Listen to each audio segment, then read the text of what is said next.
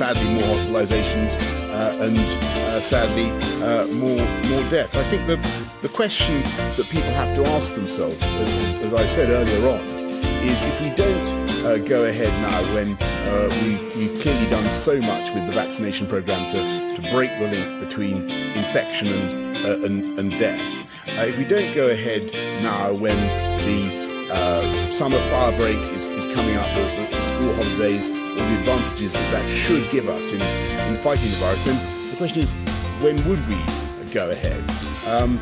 Particularly given the likelihood the virus will have an extra advantage in the colder months in the autumn and the winter. So we'd run the risk of either opening up at a very difficult time when the virus has an edge, has an advantage in the colder months, or again putting everything off to next year. So I do think it's going to be a very balanced decision next week. I want to stress that this is what we're really doing today, is setting out the conditions that we expect us all to be in from July the 19th. We're not taking the final decision until July the 12th. And on your question about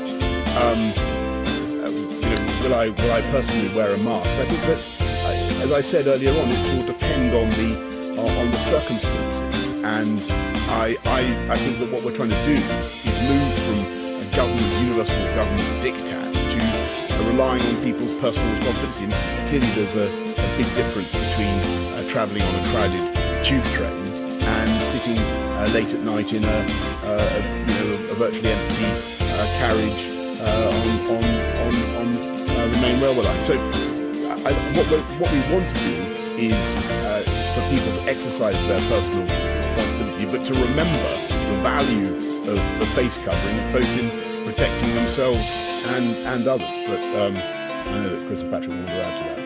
Shall I answer the NHS question? Yes, sorry. And then I'll talk about my view, Mark's, Patrick will add his. The NHS is an emergency service, so at one level